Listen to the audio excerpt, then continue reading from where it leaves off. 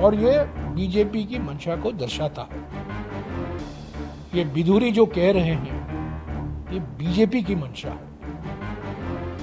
मैं रक्षा मंत्री का खुद इस तरह की जुबान को लेजिटिमेसी दी गई है। प्रधानमंत्री जी, सबका साथ सबका विकास को जीना पड़ता है। रमेश बिधूरी जी आपके माननीय सांसद हैं।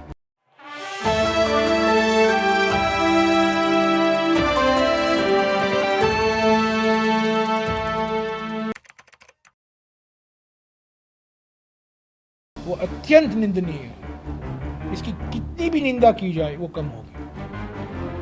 और रक्षा मंत्री राजनाथ सिंह ने माफी मांगी है, वो अपर्याप्त है। ऐसा भाषा मैंने कभी सुना नहीं है। ये भाषा न केवल पार्लियामेंट के अंदर नहीं इस्तेमाल होना चाहिए, पर पार्लियामेंट के बाहर भी नहीं। ये अपमान है, सभी सांसदों का अपमान है। धनीश अली जी का तो अपमान ही है, पर हम सबका अपमान है। और ये पार्लियामेंट, नए पार्लियामेंट में जो प्रधानमंत्री कहते हैं कि नए पार्लियामेंट की शुरुआत नारी शक्ति वंदे अधिनियम से हुआ है, नई पार्लियामेंट की शुरुआत बिधूरी से हुआ है, इनके शब्दों से हुआ है। और ये बीजेपी की मंशा को दर्शाता है। ये बिधूरी जो कह रहे हैं ये बीजेपी की मंशा है। मैं रक्षा मंत्री का खुद बहुत आदर करता हूं, सम्मान करता हूं।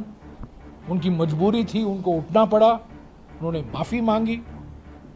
पर मैं जरूर ये मांग करूंगा कि इस सांसद के खिलाफ कड़ी कार्रवाई करनी चाहिए।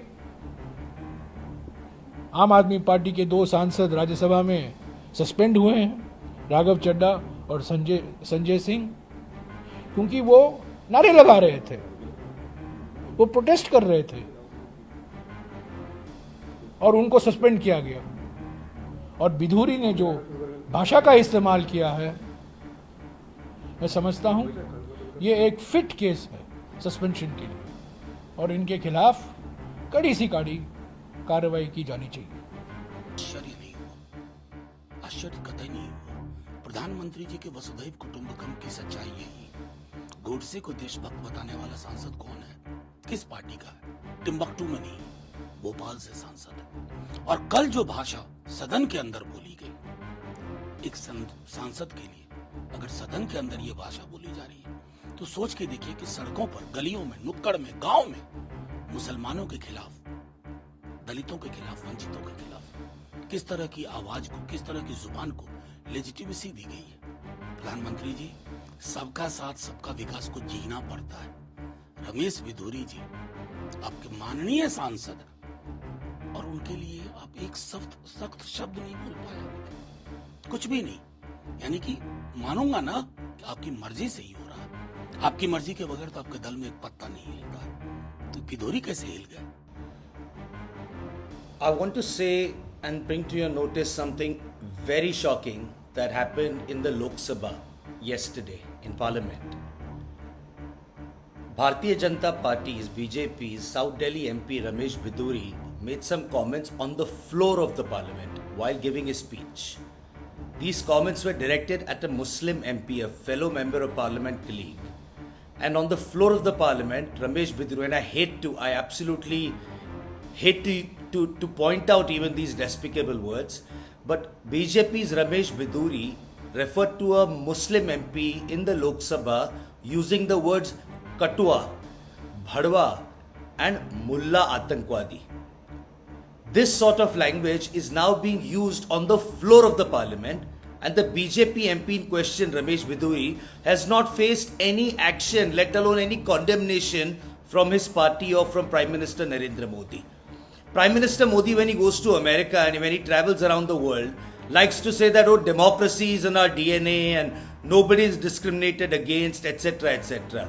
But this is not even a random comment made somewhere outside. On the floor of the Parliament, a MP from Prime Minister Modi's party, BJP, made extremely Islamophobic, derogatory and criminal comments against a Muslim member of Parliament. This shows the mentality of the BJP and how they look at Muslims and minorities and Adivasis and tribals in our country.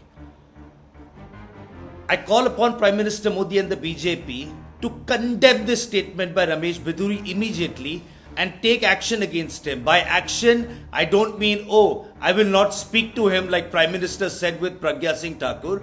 I mean Prime Minister Modi must take action and must suspend Ramesh Biduri for making these extremely disgusting communal remarks on the floor of the sacred temple of democracy.